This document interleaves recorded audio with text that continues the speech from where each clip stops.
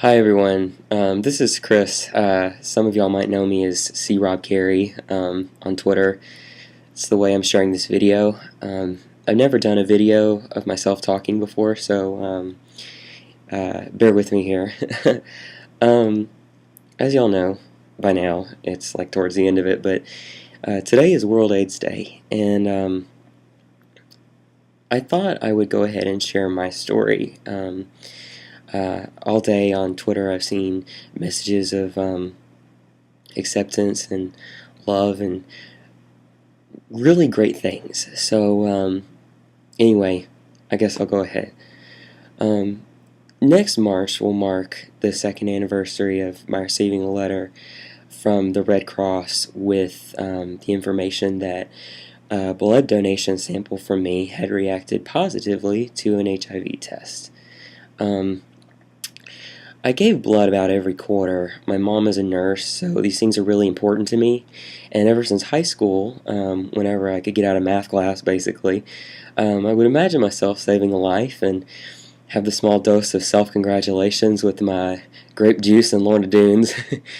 Aside from all the other details of that moment when I opened my mail that day, it was the week of my birthday, so it was definitely a weekend of a lot of emotions for me. But the main thing that continues to stick out for me was the letter itself.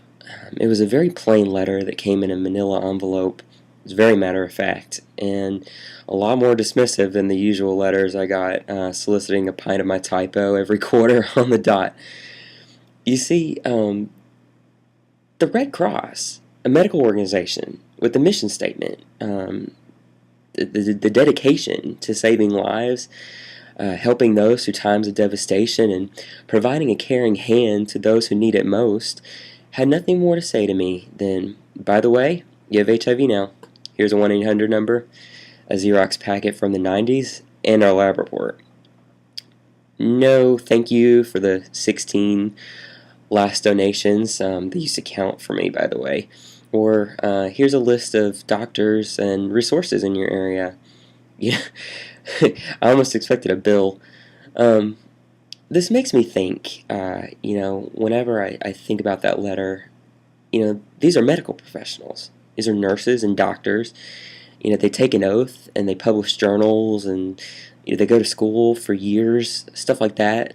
If this is how you become a non-person in their eyes, imagine how everyone else feels. So I guess that's why I made this video. Conventional stereotypes will tell you that your average positive person is a sickly gay heroin junkie who raw dogs every husband on the block. But while I am a guy who likes guys, the only needles that have touched my skin are in a medical office. I can still count my exes on one hand, and I'm healthier than I've ever been. As far as my story goes, I guess I am pretty fortunate. I know exactly who gave it to me, mostly because we had recently broken up after nearly 2 years, and, well, I can safely say that I was monogamous. I knew exactly who to call at the health center at my university, and I have health insurance. In fact, this month is the 16th month that I've been undetectable, which means that my viral count, they can't even count it anymore, and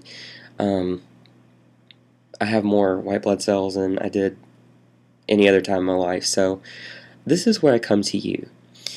This World AIDS Day, take the time this year to reevaluate your stigmas about HIV. Check out and learn the story of a positive person. I think you'll find that more often than not, our life is quite similar to yours. We don't look any different, we don't change magically or anything. You see, being a virus doesn't judge and discern. People do. This floating fragment of DNA doesn't draw pictures based on race, sexual orientation, whether your behavior is deemed risky or demure, or your income. But you do.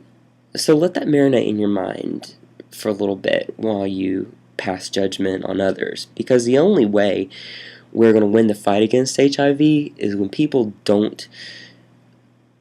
aren't afraid of it. The only way we can gain bravery is through taking away the judgment, stigma, and rejection of those who live with that little plus sign.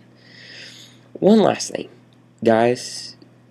When you're on a date, you're on a club at the club or something, and a guy tells you that he's positive, he's not gonna be the one that gives it to you. Trust me. Anyway, thanks for listening and have a wonderful night. Keep illuminating my Twitter feed with all of your nuggets of wisdom.